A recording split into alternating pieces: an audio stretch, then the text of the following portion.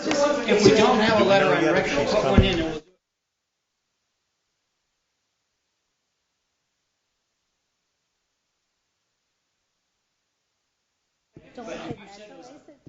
You put me.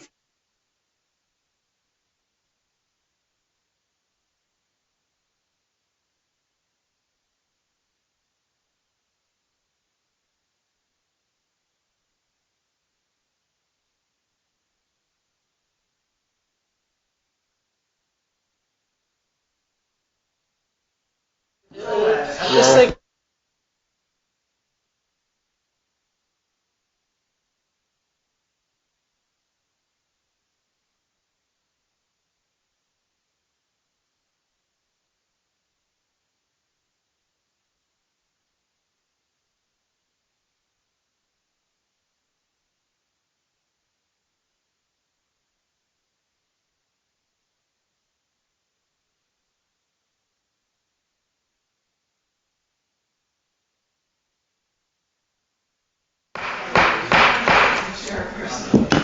Thank you everyone for coming. I'd like to open the meeting. This is the Lee Select Board meeting, April 18th.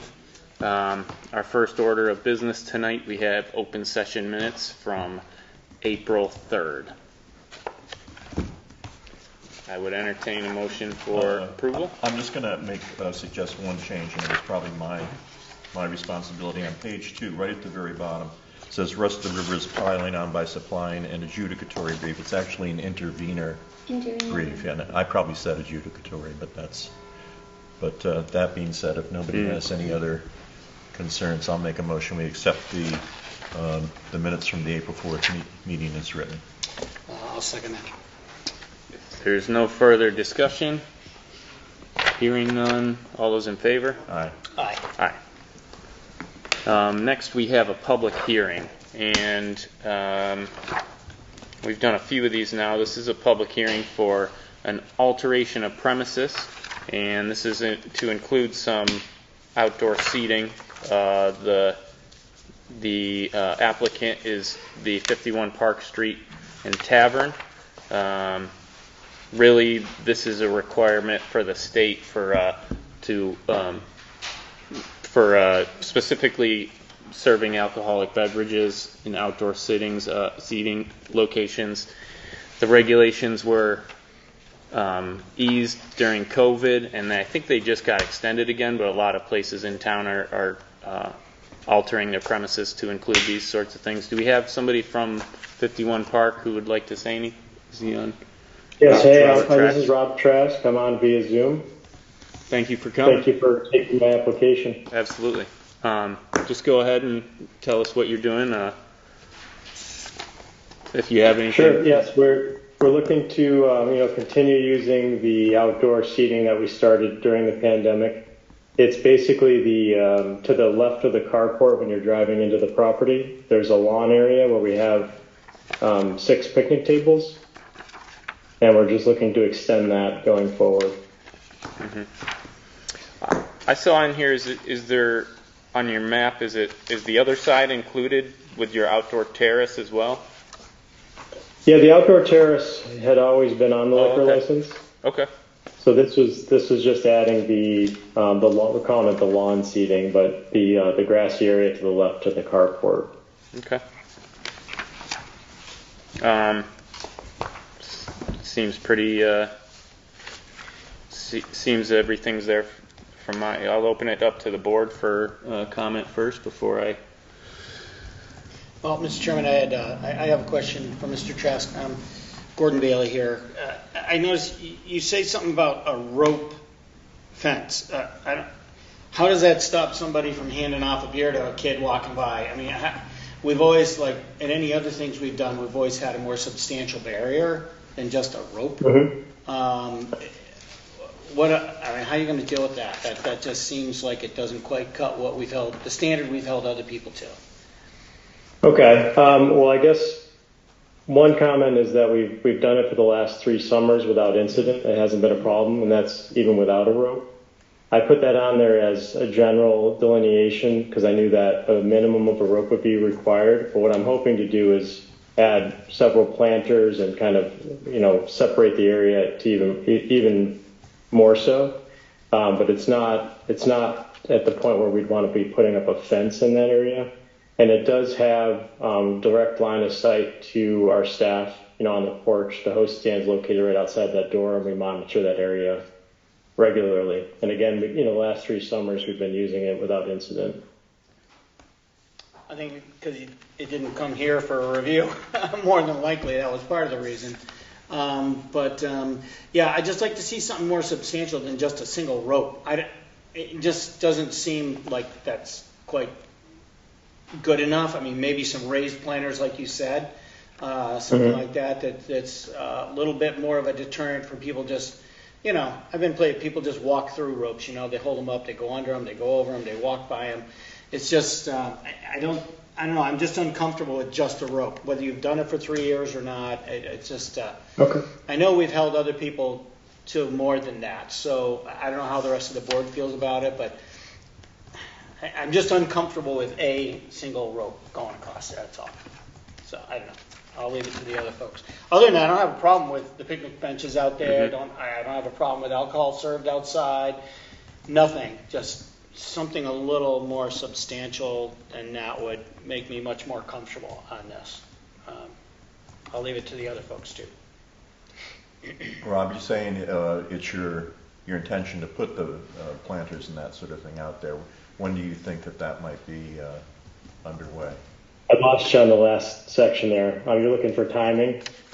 Yes. Yeah. We would, as we set up that area, really before we're even, we would try to get the planters out there as soon as we could. We're planting grass seed right now. Once we get the tables out there, which is probably not going to be for a few weeks anyway, we can start, in the meantime, we can start getting planters together and put things out there. You'd have a better idea. Any intentions on umbrellas and stuff with the tables, to provide any shade? I'm just thinking about what could possibly go wrong, Sure. And to make sure that things don't get blown over or umbrella doesn't take off. I'm sure that's on your mind too, as an owner. Yeah. So, and again, I know. What's your thoughts on that? History. Sure. Yeah. History might not indicate the future, but again, the last 3 years we've been out there with umbrellas, planted with umbrella stands under the picnic tables. Okay. And unfortunately, with the windy weather, we have to be pretty astute about getting out there to put them down, because we've lost a couple that have broken with that. So we do pay quite a bit of attention to it. Okay. But they will be fastened down with umbrella stands. Okay. Thank you. Yep. Anything else from the board? At this time, I'd like to open it up to the public for comment. If we have anybody here, we do have a few participants on Zoom. Raise your hand or come to the come on up. Mm-hmm. My name is Jay Wise, and I own the building at 33 Park Street, which abuts Rob. And I would start the conversation by saying he's always been a great neighbor, and by all stretches, he's run a good business and all that. But I'm here just wanting to know, how many tables and the impact on the parking, simply because, my parking lot above the laundromat there is the only egress for 51 Exit. Park, and that's not Rob's problem. That easement has been in place for years, and so, but it would just be helpful for me to know, how that's going to impact the parking lot and the traffic in that area, simply because I have to answer to the owner of the laundromat and the owner of the pizza joint and all that. So On the plan we have in front of us, I'm seeing 5 picnic tables with a capacity of potentially six people each. Mm-hmm. Is that pretty much what Rob? That's correct. And you've done this in the past? Have you had these 5 tables out there previous years? Yeah, since 2020, so the last three summers. One thing that is applicable that I can offer up is that in the summer we often have a very long line, waiting to get on the porch. So the last few years, it's been helpful to have these picnic tables because it keeps people from congregating around the driveway and in that area. And often they want to wait to seat outside, so we don't seat a lot of people inside as much during the summer. The upstairs is usually empty during the day. So it's really a little bit of an offset too, where more people are sitting outside, less inside during the nicer weather. Mr. So Chairman, is there going to be an increase in the number of picnic tables, or it's the same? Since my understanding is since 2020, it'll be the same. you want to take that? So, yeah, I knew about these. Okay, Right. that's the only ones we're talking about. Yeah. Okay. There's so no why additional are we seating. having a conversation? The state requires us to Yeah. do it. I got it, okay. Yeah. We have to log it in officially. Right. All right. Because Was I during supposed to know that COVID, before I we let got all here? this happen without Okay, individual approval. all right, okay. So.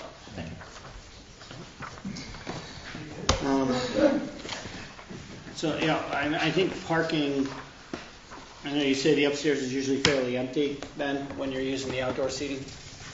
Yeah, during the day especially, you'll find that the inside, people prefer to be outside, so it helps eliminate the line of people waiting to sit outside. And sometimes it's even just used as a waiting area. They'll hang out at the picnic tables waiting for a table on the porch or on the terrace. Mm-hmm. Well, okay. I don't see any further comment from the public at this point. I would entertain a motion for approval. Excuse me. I'd entertain a motion for approval, and if we wanted to stipulate some sort of larger or more adequate barrier at this point, I think that would be part of the motion. If one of you would like to make that, but I think he's committed to adding planters. Maybe we could put a timeline. I don't know, some sort of time frame before that happens. Well, I think I'd be more comfortable if the planters were there before the tables and seating was there, just to make sure that everything was in place. Mm-hmm. You know, some kind of physical barrier, I think would be appropriate. And I don't see why, even if they weren't planted, if they just had the planters out there and then, you know, they were there just as a physical barrier from the parking lot next door and whatnot, I think that would be helpful. Leave the side toward the restaurant. I don't have a big problem with that being open. Why? I think toward your neighbor, I think is more of a concern toward the road and then toward your back parking. If we could just sort of encapsulate that with some kind of physical barrier. You can still have the rope there, but I think you need some kind of physical barrier before you actually had seating and serving people outside. If you want to do it as a waiting area with no alcohol outside, I don't have a problem with that.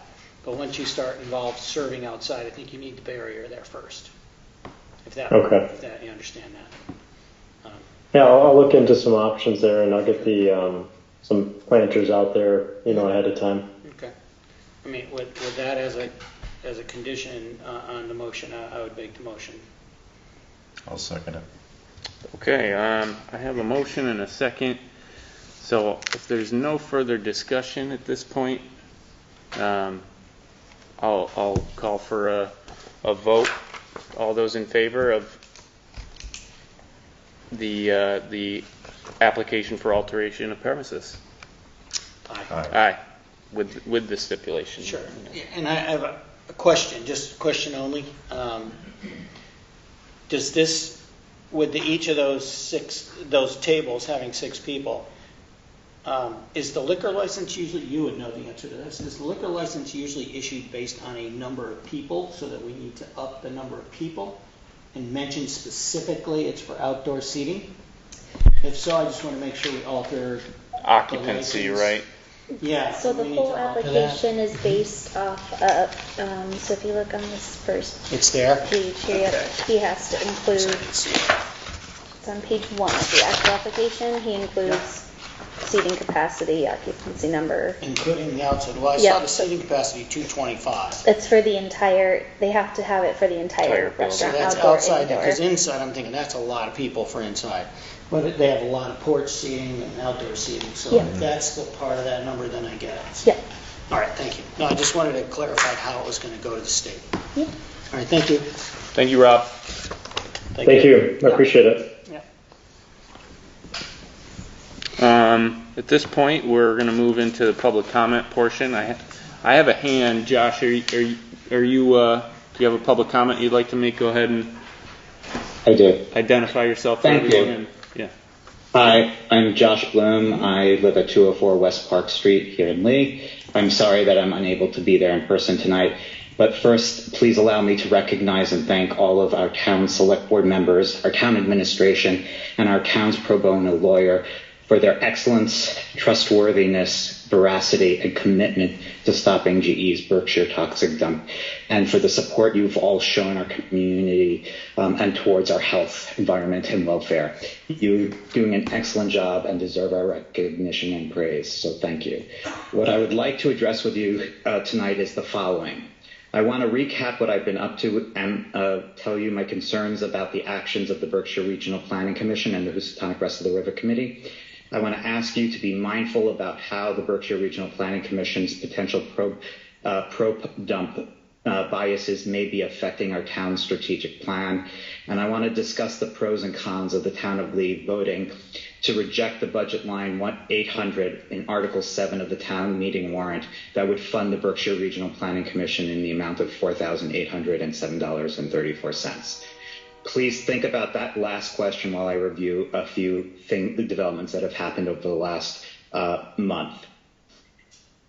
I've been keeping you informed, but for the public, I have serious concerns about the intentional deceptive practices of the Berkshire Regional Planning Commission and the Housatonic Rest of the River Municipal Committee that they chair. In January, these two entities met in executive session, and the town of Stockbridge representative admonished his colleagues not to disclose the committee's intentions of their voting to intervene in oral arguments against Berkshire environmental organizations and in support of GE, except for our town select board. The Berkshire Regional Planning Commission, as chair of the Rest of the River Committee, advanced their secret agenda in March. The Berkshire Regional Planning Commission consulted with their lawyers about their agenda for the 327 meeting. And after their consultations with their lawyers, Berkshire Regional Planning Commission put out an agenda for that meeting where they obfuscated their true intentions of entering into oral arguments against the environmentalists by just listing their proposed legal action as approval of expenditure of funds in their public agenda. And they listed it after they, again, consulted with their attorney. Berkshire Regional Planning Commission, as chair of the Rest of the River Committee, scheduled public comments before they revealed the true nature of what was on their agenda, so the public could not participate in the discussion that they had. Bob, as Lee's representative on that committee, made a valiant argument and took a valiant stand, but the appointed representatives from Sheffield, Great Barrington, Stockbridge, and Lennox voted in support of undermining our community's environmentalists to further endanger the health of all of our town's residents. After that meeting, the Berkshire Regional Planning Commission stonewalled the public, the media, community television for the Southern Berkshires about releasing the video recording of that public meeting. Over the course of 10 days, I submitted 6 requests to them, as did those other media sources, before I received a response as part of a public records request. At their meeting last week on April 13th, the Housatonic Rest of the River Municipal Committee, chaired by the Berkshire Regional Planning Commission, went to great lengths to limit and exclude the public from their meeting, where they discussed my open meeting law violation complaint against them for intentionally obfuscating the 327 agenda. At that 413 meeting, Berkshire Regional Planning Commission and the Rest of the River Committee did not put public comments on their agenda and refused to add it to the meeting when asked. When Bob made the motion to allow public comments, none of the other representatives from Sheffield, Great Barrington, Stockbridge, or Lennox would second that motion. Rather, members of the other towns' representatives asked the chair to mute the public so they could not ask questions or speak. Further, despite requesting the Housatonic Rest of River Municipal Committee and the Berkshire Regional Planning Commission to record their meeting, they refused. That refusal is a ploy to limit the public access to those proceedings. The response to from the committee to my complaint about their secret vote to join oral arguments in court was fully validated by their response based on the merits of my complaint. However, instead of invalidating their vote to join the oral arguments, the committee only committed to trying to do better in the future, as they simultaneously refused to provide the opportunity for public comments. This is wholly insufficient and does not address their intentional wrongdoing and to limit public involvement. I therefore filed an open meeting law violation complaint against the Rest of River Committee and the Berkshire Regional Planning Commission for their refusal to allow public comments at the 413 meeting. I know that other people have done so as well. So moving on to my point about the Berkshire Regional Planning Commission and their involvement in our strategic plan and hazard mitigation plan, as many people pointed out, it's been glaringly obvious that the dump was left out of significant conversations and background materials, and it begs the question of whether or not they are an unbiased participant in that process, and whether or not I would like to ask you to make sure that you're providing strict oversight of their work to make sure that they are not showing antagonism towards Lee, they're not acting to minimize the importance of the dump on future planning, and that they're considering public input. My third point is that given BRPC's anti-Berkshire environmental position and pro-GE aggressive legal strategy, I find that to be diametrically opposed to the interests of the town of Lee. Given that BRPC has made efforts to undermine the interests of the town of Lee by intentionally withholding information from the people of Lee, given that they have strategically, repeatedly acted to limit and prohibit public comments at their meetings, and given that they further limited public access by their refusal to respond to requests to release video recordings and to not record meetings, I therefore call on the Select Board to give me feedback on why we as a town should be funding them in fiscal year 2024. Thank you. You're welcome. Thank you. And the question, I know that you don't have to answer this, but my hope is that I can introduce this question with a sincere honesty of wanting to engage in hearing your feedback, because I don't want it to be something that I spring on at the last minute in the middle of a town meeting. So if you are prepared to answer that question, great. If not, and you want to get back to me, I also would appreciate that. You want to go first?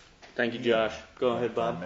Yeah, thank you, Josh. And for the record, let me say I think that was a pretty accurate accounting of activities at the Rest of the River meetings. For those who don't know, I am the lead representative to the Rest of the River Committee. I was disturbed by how that last meeting went. We don't have any meetings scheduled for the future as of yet. But I was going to bring this up when we talk about the letters to the select boards. I do have a meeting this coming Friday at 3 o'clock here at the town hall with Chris Britton and Tom Machusko, who is the administrator for Rest of the River, to have a conversation with him about Rest of the River and their role, about Berkshire Regional Planning and their role with Rest of the River and the position of the town of Lee. And this Rest of the River agreement is not what we signed up for, not that the town ever signed up, but that some select board signed up for back in 2020, or 2000, well actually going all the way to 2016. Actually 2013 when they started talking. It's a completely different arrangement, a totally different situation than what was happening back then. If you look at the Rest of the River, their cover page for the agreement, it sounds like the 5 towns are having a kumbaya moment, and we're all coming together, and all the towns are going to have input, and we're going to oversee GE and the EPA, make sure they're doing what they're supposed to do, and we're all coming together. It is not that. In fact, it never has been that, and it's devolved into something quite different. The citizens of Lee never wanted this done.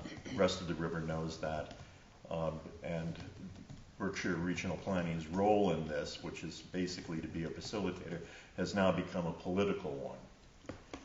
If you're going to start advocating and administering intervener briefs in lawsuits, that's not simply being a facilitator. So I want to have this conversation with Tom. I told him I hoped it would be, I hope it will be constructive and to the point. And I was going to I'm going to talk about this again later, but then I want to get Gordon and Sean's input on how we might approach that even in a different way. So we will be talking about that. Do you want to say anything? Respond at all? No, I appreciate your comments. As far as withholding funds, I'm not against that. I want to look at, you said it was $4,800 or something like that. I thought it was way more. I thought we actually gave them a lot more money than that. So I want to double check on that, number one. And also, yeah, I agree that I think it's a fault of Berkshire Regional Planning. If they're leading our master plan, sort of, and those things, and they're not bringing up issues of the dump, then that's a problem. It's problematic. So I want to think about it. It's a great thought, and I think I could support that, and maybe even just put it off to a special meeting in the fall instead of to see how everything and see if they change their attitude a little bit. Rather than to totally deny them that money at that moment, maybe put it off to the fall to let them know just how serious we are, and then just deny them then. But I'd like to know how they're going to interact with Bob and Chris first to see, are they going to straighten up? And if not, then, if not, hey, it's not until a couple of weeks from now. So I may change my mind and actually support and say, no, kill it now, get rid of it now. But I think I'd like to see how this next meeting is, and just to give them a chance to talk back. But I'm not against the idea. How's that? Yep, not against the idea. If I may. I'll take that. Yeah, okay, yeah. No, And not against your idea at all. I wanted to add, Josh, that you are not the first person Yeah. who's come forward with a concern about the fact that the dump was basically not even mentioned in the preliminary suggestions for the town plan. And there are a lot of people in town who are angry that Berkshire Regional Planning is doing it at all, given their involvement with the rest of the river. And I'm just letting you know that you're not the only one who has those concerns. Yeah. Mm-hmm. I'll also just say, just if I could add, that I wasn't among those people who had that position until about a month ago. Yeah. I didn't see the problem until I actually interacted with the Berkshire Regional Planning Commission, and they have been against the interests of Lee. And I don't see how they can be against the interests of Lee, actively working to undermine the interests of Lee, and working on a strategic plan that seems to ignore the big elephants in the room. Mm-hmm. Point well taken. Yeah, thank you. I didn't think that way when we were meeting as a town about the strategic plan. So that is to say, I have evolved on this issue. Okay. Yeah, thank you, Josh. I think we're all evolving many ways on this issue. I feel similarly, and I appreciate your efforts for this. And being on the master plan committee, we did discuss the dump in part at a couple different meetings. It was, it wasn't like we didn't omit it. I don't think maliciously or anything like that. And I would say that from my take, being on that committee, and there's a couple other committee members in the room as well who may want to add to this, but I think that I think that BRPC has done a great job so far with like the deliverables, all the information that they provided to the committee, and helping us sort of structure the master plan. And so I think that they do have a good. They have the information because they're the regional planning commission, right? I mean, they sort of have their finger on the demographics, that sort of all of those things. So I think I do understand the frustration about and their lack of advocating for Lee and kind of working against our interests in this. So it is troubling to some degree. But thank you for your. And we're still in public comment. So Ann, if you want to add. Ian Magnus, excuse me, Ian Magnus, Union Street. Sean, I just want to ask, when you guys get together with that committee, do you guys take minutes or notes? Yeah, or? yeah, yep. And they're all actually, yeah, it's all, they're on the planning board. It's in the planning board section, and we have a master on the website, and we have a master plan page that where that all those documents, the survey results, the forum information. Super. So just in case the public wants to review any of it and see where it is that you brought up on issues about the dump and how to talk about it. Yeah. And my other comment was the $4,800. Yeah, So if I remember correctly, when we were taking a vote, we had voted to, I think the difference was about $100,000 to pay Berkshire Regional Planning to do the job, as opposed to us setting it out for bid, and it was like $280,000. Isn't it like a larger amount? The Berkshire Regional Planning Commission's initial proposal, if I'm recalling it correctly, was $50,000 for the master plan, and then there was an additional funding for the open space and recreational plan. So it wasn't quite $100,000, but it was 60 or 65. Yeah. So something else that typically correlates in the same time with those things that happen, I don't know if it's happening in this particular situation, but sometimes Berkshire Regional Planning Commission not only gets that $50,000 for the larger plan and then the other 65, Kathy Holler just said. 65 total. 65 total? Total, yeah. Sometimes they also get grant money in to help defer the costs that it would really take for their man hours and that work. Right. So my question would be, do they earn additional monies from grant money, not only from us, but over the same situation that they're overlooking this whole master plan with us? Just curious. If they're making more money out of the situation than what we're showing that we're paying.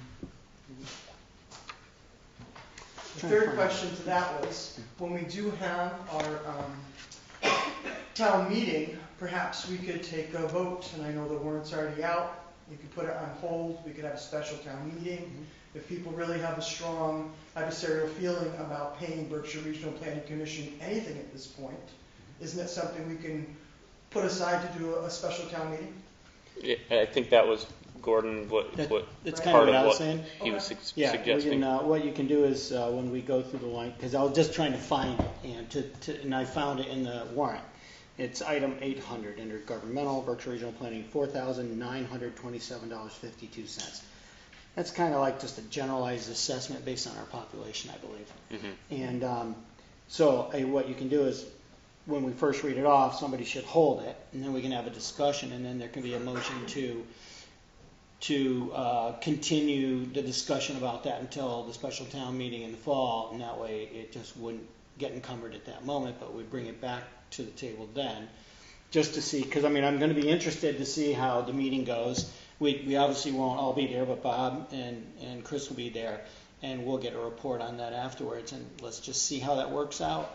Right. I don't know if it's going to happen or anything's really going to come of it before our town meeting. That's why I wouldn't mind postponing it. They don't need the money the next, July 1st, to stay afloat. Right. But I think it also sends a message that we're not very happy with their leadership on this issue. Correct. So, to kill it all together and never bring it back up, I don't know that I'm comfortable with that, just in I don't think case. that would be good. No, but let's at least put it Defer. off. Put it off. Kick So the can. is Josh no longer here? I think he was on a minute ago. He's here. I'm still great. here. Yeah. Okay. So Josh, can I directly ask him? Oh, through the chair, sure. Through the chair. Sure. Okay, Josh, but through the chair.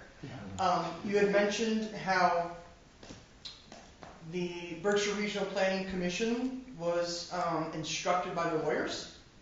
Was that Yes. Was that a specific question that you asked that they answered who instructed them to do this intervention? So I put in a public records request asking for all documents, all correspondence related to their meeting agenda for 327.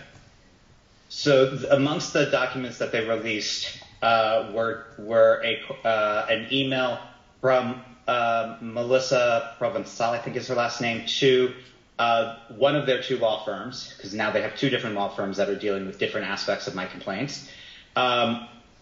So they've had their lawyers, there's a completely redacted email from Melissa to the lawyers and a completely redacted email from the lawyer to Melissa. But we do know that they included it because it relates to the agenda.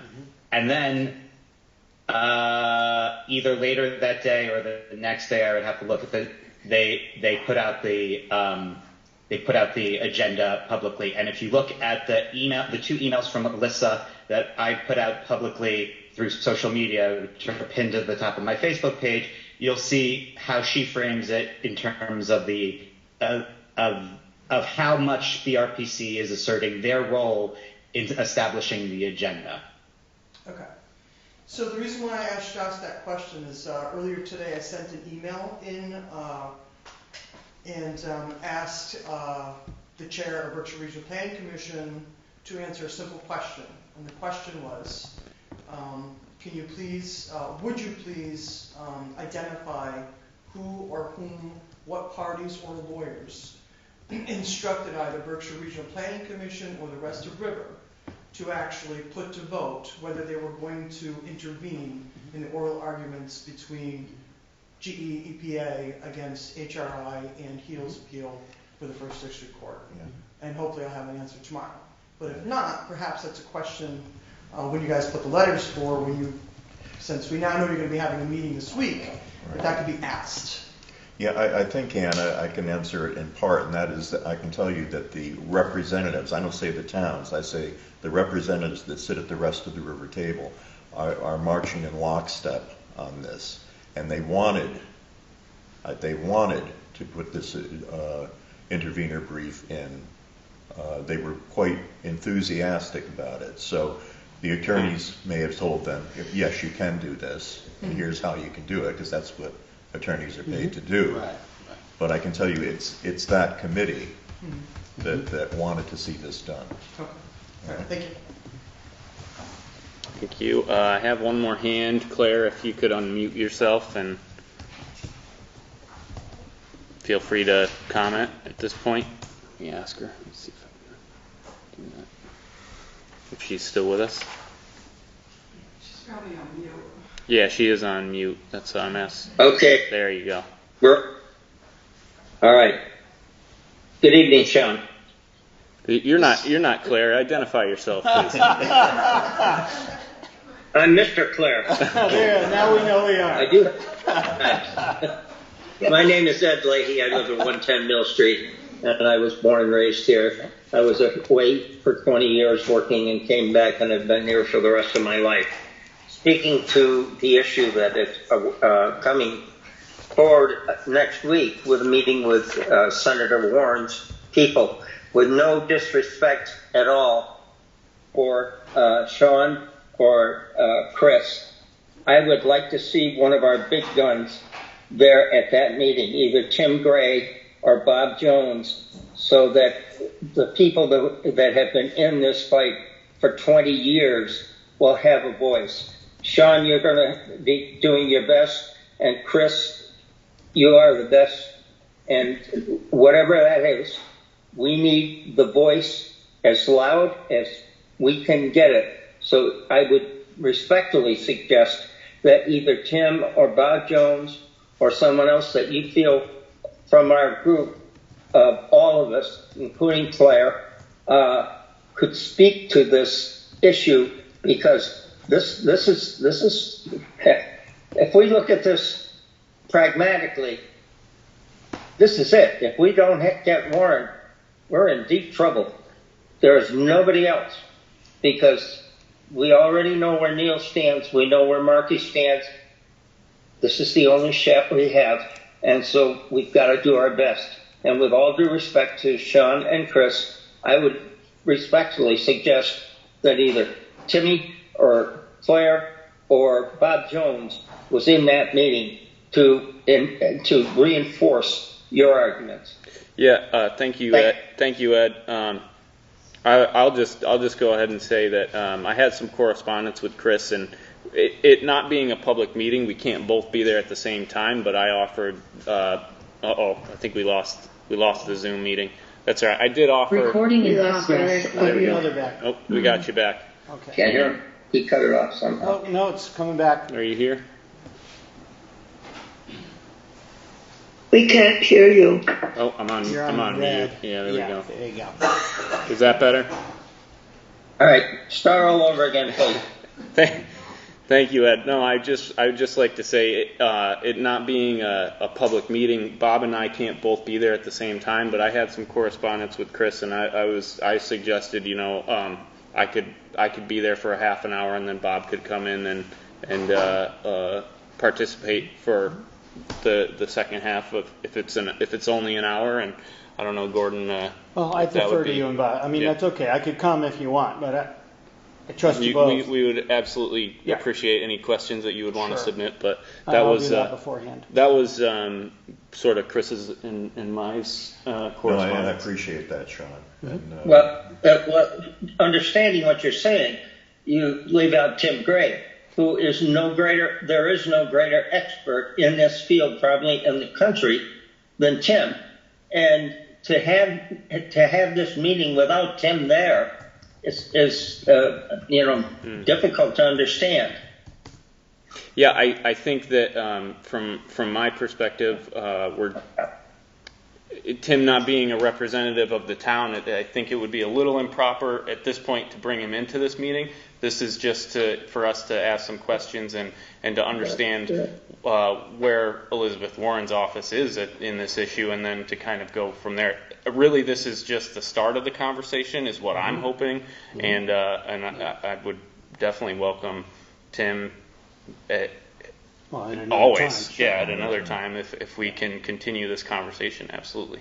And Ed, Bob Jones, I assure you that I'll be spending some time on the phone with Tim Gray tomorrow before going in to take a refresher course. Sounds good. Thank you for your time, all of you. Thank you. I know what you do, the hours you're giving up. 17 years on the school committee, you give a lot of time up. Congratulations, Steve. Thank you. Can I throw in a few words, please? Sure, Claire. Thank you. Claire Leahy, 110 Mill Street, Lee. I, with another person in the audience today, was able to attend a webinar of the Center for Health and Environmental Justice, and they were speaking about sacrifice zones. And I just wanted to tell you a little bit about what I learned is that what is happening is this CHEJ is actually setting up a way to measure air pollution in an area, and within a 5-mile radius, then to use that as a way of looking at sacrifice zones. In other words, not counting each little smokestack, but all of them together. And what was pointed out is that EPA is looking at individual smokestacks or dumps. They're not putting together everything that's in a particular area. So that's where we can be promoting, I think, with our elected officials, the fact that there are things that EPA cannot do. They follow the rules they have to follow.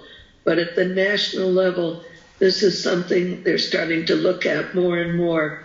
The environmental justice, the fact that that's in a low-income neighborhood compared to the rest of the town, on a town border, and also they're throwing it into an area that could be looked at as a sacrifice zone because it already has pollution in the area, the other dumps. So I just thought that was interesting and something that may resonate with the elected officials.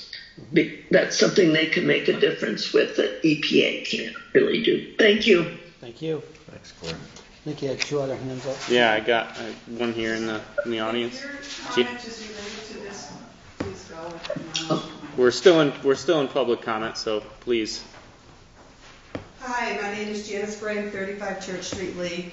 First of all, Chris is not here, but I want to thank him for the wonderful job he's doing and all you guys, what you're doing to try to stop this river. I was at that meeting at the rest of the river. I was so livid. I wish we weren't on Zoom. I want to ask each and every one of you, Sheffield, Great Barrington, Lenox, and Stockbridge, why in the world would you hire an attorney to go against HRI to get a better cleanup of the river? There's something seriously wrong, and I got to figure this out. I don't understand why any human being would want a better cleanup. There's something wrong. There's something terribly wrong, and I found them all to be rude. And I could be rude too, but I'll apologize if I'm rude. But I just don't understand it. I know none of you guys understand it. Why would any human being do that? But that's just what I wanted to say, because I need to get it off my chest, because I've been angry ever since that meeting. Thank you. Yep, no problem. Thank you.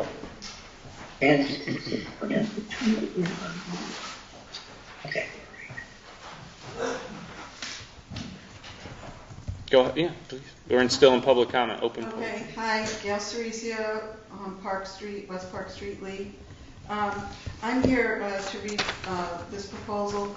I'm hoping you guys will consider this. This is related to Article 19, purchase of Laurel Lake Dam, capital outlay, recommends approval, and 2/3 vote required. Okay, so I'm just going to read it. Dear Selectboard, if it is possible, could you please consider the following conditions for Article 19, the purchase of Laurel Lake Dam? To see if the town of Lee will accept the following 2 conditions as part of the purchase of the Laurel Lake Dam. Condition 1 is that the town of Lee be able to traverse Lot 41A in all directions surrounding the dam and its appurtenances, I can never say that word, for purposes of repair, maintenance, and public right-of-way. Condition 2, that the town of Lee call a public hearing prior to the 2023 annual town meeting so that all members of the Lee public may be able to participate in the process. The hearing will help inform the public of benefits, drawbacks, procedures, and conditions of the dam purchase. We also request that the following condition be presented with current warrant Article 19 or any other related article. That the 2-year time limit before proposing another dam be waived so that a public hearing may be held and an article be voted on at the next special or annual town meeting regarding the purchase of the dam. And if I didn't word that very well, basically I know that sometimes when there's something, there's an article on the warrant and it's voted on, you have to wait 2 years before you can reconsider it. And we're asking the townspeople, if they don't approve the purchase of the dam at this particular meeting, if they would be willing to waive that 2-year time limit so we can have a public hearing, people could come in and contribute whatever they wanted at that hearing, and then at the special town meeting that you're talking about in the fall of the next annual town meeting, we could vote on it. So I'm just, I just don't know if it's going to pass right away or not, and I really would like to not have it completely taken off the table. Okay, thank you. Thank you. There's some legal maneuvering that we can make as a motion so that it doesn't get voted no, but it gets put off, sort of like the Berkshire Regional Planning money. We can also, if it looks like it's not going to go over well, then we can always put it off rather than deny it. And I know the 2-year thing you're talking about, I know that has to do with special permits. I'm not sure if it has to do with town meeting, so I'll look into that too. Yeah, because if it is, because you're right on the 2-year thing for special permits and whatnot, unless, anyway, it gets involved. I don't need to go into all that. But yeah, I'm not sure it's the same thing for town meeting, but we want to make sure of that, and I'll look into it before town meeting. The other thing would be, like, I was looking at the parcel of the land, and it looked to me, there was no grades on it, but it looked to me if we needed to repair that dam, well, we'd have to get their permission, unless it's in the agreement, that we needed to be able to get around. Who knows if there's going to be something wrong with the little bridge or whatever, and it's just not enough land area to do that. So I just wanted to make sure we had. I don't want to have to go through the property owner to be able to repair the dam. It's just, No, it makes you know, sense. I mean, it seems silly that they wouldn't want it repaired, but at the same time, They would why like, well, complicate things? Yeah, Yeah. you know? okay. All right, thank you very much. Very good, Thank thank you. you very much. all right. I Oh, think you have Kathy, of course. Kathy, go ahead. Yeah, we're still in public comments here, so I see one more. Hello, Kathy Hall, Lee Youth Commission Chairwoman. The Lee Youth Commission would like to thank Corey Heath, the Lee Middle and High School carpentry teacher, his intern Chris Webster, and the students in the carpentry program, Victor Amaya, I'm going to mispronounce her name, Chloe Armstrong, Timothy DeLuca, Iago Diaz, Cadence Hector, Hunter Jones, Devin Kiefner, William Miero, Niv Patel, Devin Schwab, Ruby Seward, and Jonathan Ravillo for building a storage shed for the Lee Athletic Field. They did an outstanding job. The craftsmanship was fantastic. It's really a very nice building out there. Also a reminder that the use of the pavilion for events and the use of the tennis and/or pickleball courts for activities at the Lee Athletic Field need to be reserved with the Department of Public Works at 243-5520. Thank you. Okay, thank you. All right. And at this point, we can move on to general business. We have a few appointments here to consider. Our first appointment is to the Fire Service Study Committee. We have Bill DeFriest. Letter here. Yeah, Bill DeFriest is a retired member of the Lee Fire Department, and we thought he would be an excellent member for this study committee with Stockbridge. So I'd entertain a motion to appoint Bill DeFriest to that. DeFriest. Actually, yeah, I'll make that motion. I'll second it. If there's no further discussion, all those in favor? Aye.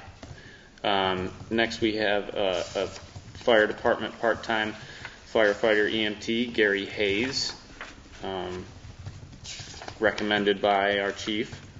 At this point, I'd entertain a motion to appoint Gary. I'll make a motion to appoint Gary Hayes to the fire department, part-time firefighter and EMT. I'd make a second for that. If there's no further discussion, all those in favor?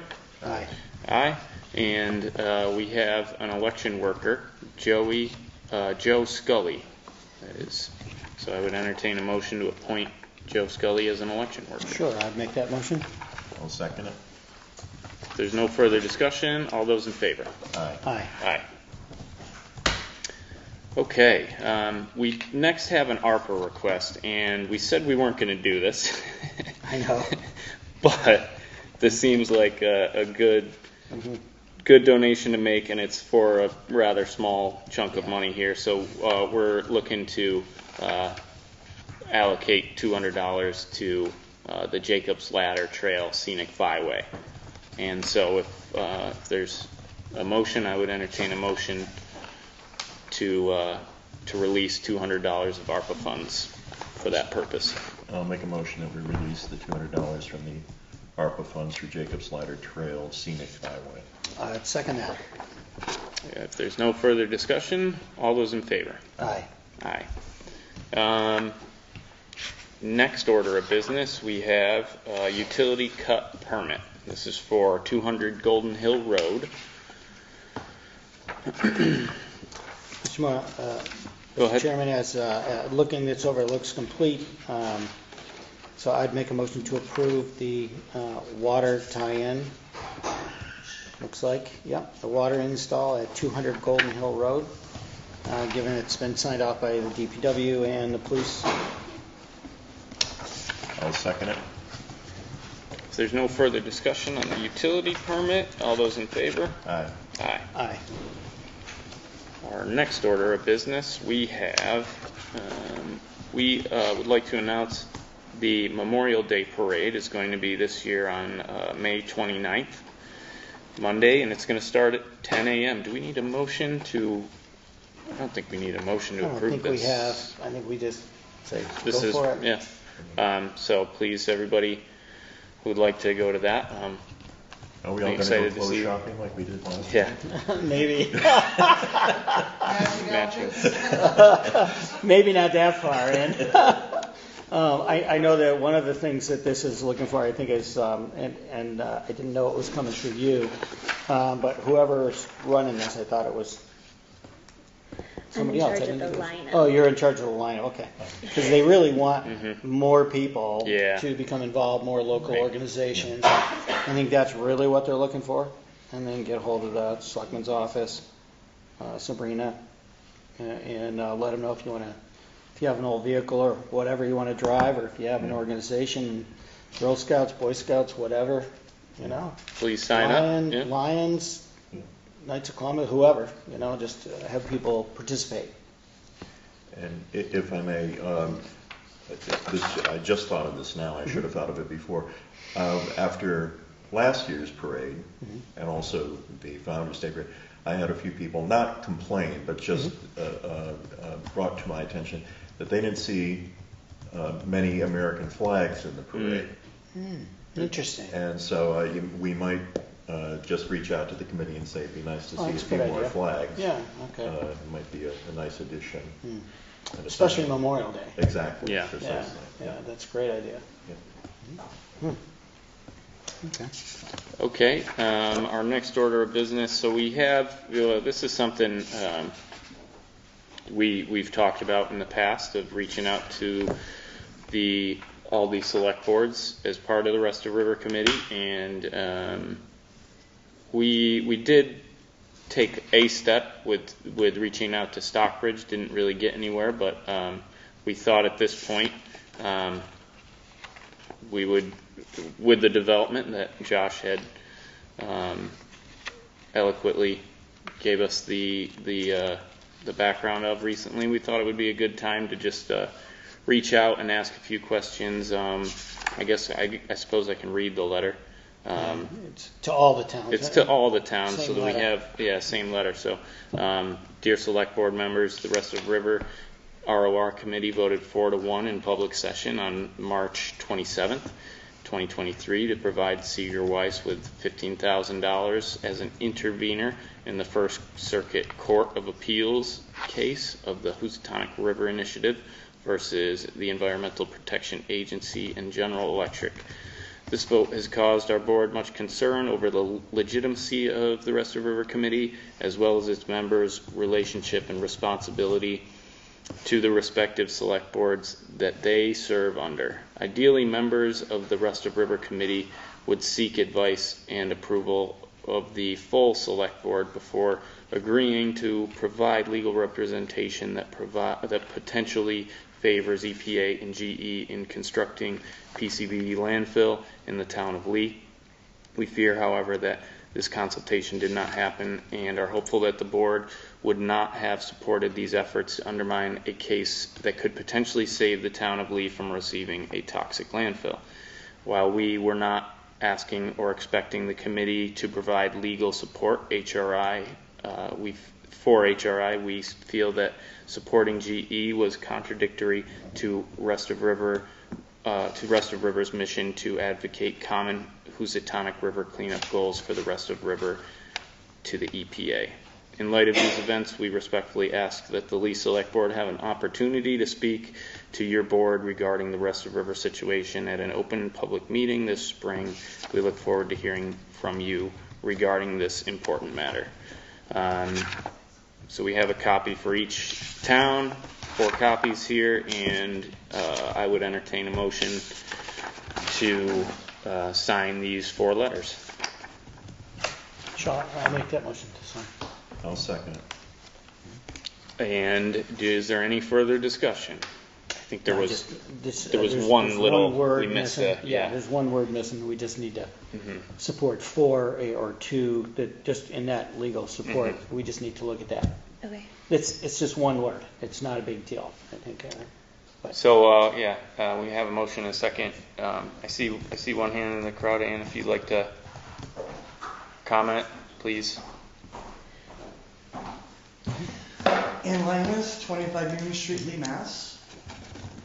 It's perplexing, it's enraging to me, and it's a how dare you, Berkshire Regional Planning Commission. As our neighbors, especially Stockbridge, because we are looking at doing a combined situation for emergency services. How dare Berkshire Regional Planning Commission? It's almost like an intentional wedge. That's how I feel that they've behaved. Trying to create something that shouldn't be there with our neighbors that we're working with on a regular basis.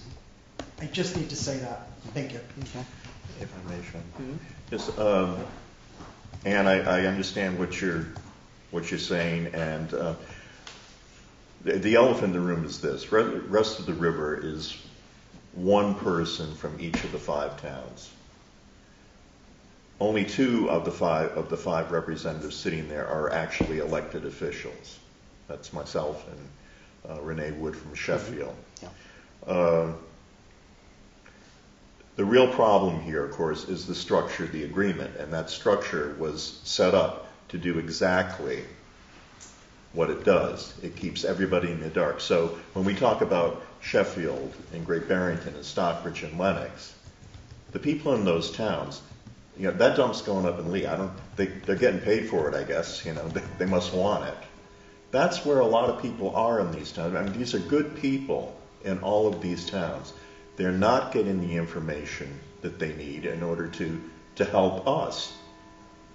It's not covered well in the press. And this whole, if you remember, the EPA and GE wanted to put a dump right next to the rising dam in Van Duzenville in Housatonic. And the people in Great Barrington went nuts. I mean, there was no way that was going to happen. Well, that's because the request was made, the plan was made in the open, where people knew about it. Okay? The only reason there's a dump on the table for Lee is because nobody knew about it. We know, I mean, you can see what's going on here. We can all see what's going on here. So I just caution, if we have angst and anger and consternation, with these other, it's not the people in those towns. Correct. Okay? It's not. It is the structure of the rest of the river agreement and select boards that, quite frankly, I believe, do not fully understand exactly what a PCB dump in the Berkshire means for them as well. So that's what we're working on. There are a lot of different fronts, of course, but that's what we're really finally focusing in now. And this whole thing with the meetings, that we've been talking about this forever. It's all been about timing and strategizing, and we've agreed in totality of this board that it's time to reach out to these towns and in public, so that the citizens of these towns understand what's actually happening here. Right. Thank you. I have a motion and a second. If there's no further discussion, hearing none, all those in favor? Aye. Okay, Sean, I just have some, and I'm going to ask you, because we're on the rest of the river, if I may. You've received, both of you have received, and there's been circulating a copy of a Berkshire Eagle article from 1972. Okay, identifying, for those, as long as we got CTSB here, I'll be very brief. In 1972, the town of Lenox was looking for a water source, and they hired an engineering firm. They identified a great water source. It was going to be Pleasant Valley, the bird sanctuary. And of course, people said, it's the bird sanctuary, it's a preserve. Find us a better spot. So the engineering firm went out and they found a better spot. They found a spot that had existing wells in it, wells that put out millions of gallons a day. Millions. That site is the proposed site for the UDF, that very spot. So Gail has her illustration showing that aquifer. That is there. That absolutely is there. Why the EPA doesn't know, I don't know, because when I asked about the aquifer, they said, we don't really know anything about the aquifer. So this is just, I guess what I'm asking you gentlemen is, can we get a copy of that original plan that Lennox had in 1972, the engineering plan, to see exactly what's going on with that site? Sure. Because I think that could help any number of the different avenues that we have. It certainly would be an important factor. Must be part of the records of the town of Lennox. Yeah, it must Right. Yeah. So that maybe if we can ask Chris to try to get a copy of that, I would appreciate it. Mr. Ketchum. Sounds good. Great. Yeah. Moving on, we have the signing of the annual town warrant. So at this point, I thought we had a good baby town meeting. I thought there was a lot of good questions, and hope to continue the discussion. For everybody who, I would hope that everybody's aware, but this year is our first annual open town meeting. There is no more representatives, so anyone who is a registered voter in the town that shows up to town meeting has an opportunity to vote on all of these articles. I think we just wanted to again express that we're hopeful. We would like a big turnout, and just hoping to see everybody there. It's going to be Thursday, May 11th, 7 o'clock at the Lehigh Auditorium, the Z. I don't have anything else. If you guys would. Only that if you have 10 minutes a day, call somebody and ask them to be at the town meeting. We all should be calling people and reminding them and having them plan ahead to be there. Thank you.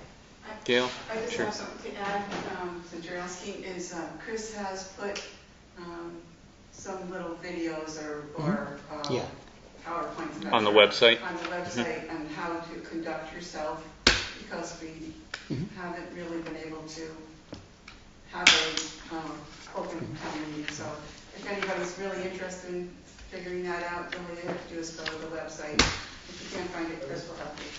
Thank you. Yeah, sure. Thank you.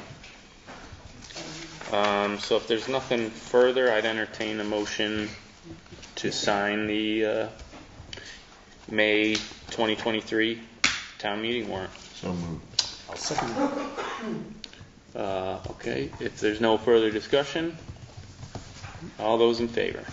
Aye. Aye. All right, the next order of business here, we have a lien agreement, or a release of a lien that we're looking to make. Following will outline the above. I'm sorry, this is the one thing I'm playing a little catch up here on tonight.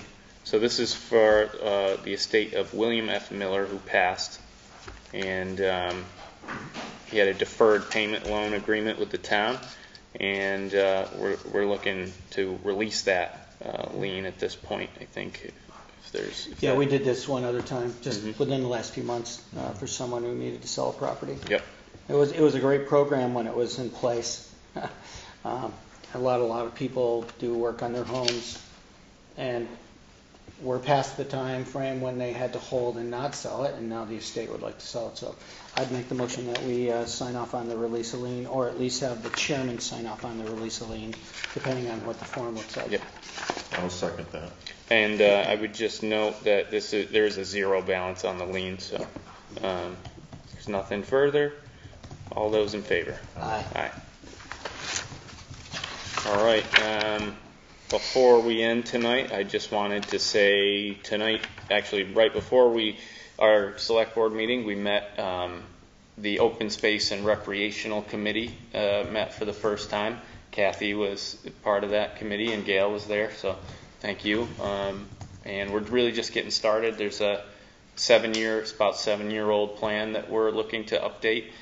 This is a piece of the master plan, but it is its own document that has to be approved and kept by the state. So over the next 6 or so months, we'll be talking about that, and the meetings are open for anybody to come to and participate. The postings will be on the town website. And yeah, I'm really looking forward to it. We had a good discussion tonight about just the the different things that the committee members thought we should focus on and how we're going to go about the plan. But the old plan is really, again, only being 7 years old. There's a lot of value there still, and so we'll just kind of be taking that and doing a good update on it. And the last thing that I have is sort of some sad news. So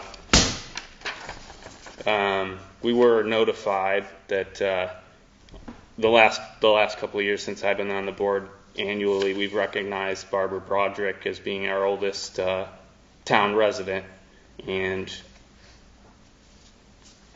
unfortunately Barb has passed away, so we'd just like to acknowledge her. She was 109 years old, so. Amazing. So who's next in line? Me. Who's the next oldest? No, I just meant next in line in age. Janice, you're not that old. I can tell, Janice. So we'll have to look that up, figure it out. But anyway, an amazing life, and That's the oldest person I ever heard of. Yeah. 109. So Great. that's all I have. Bob, Gordon. No, but I would be happy to make a motion to adjourn. I will second that. All right. Our next regular meeting is May 2nd. If there's no further discussion, all those in favor? Aye. Aye. We're adjourned.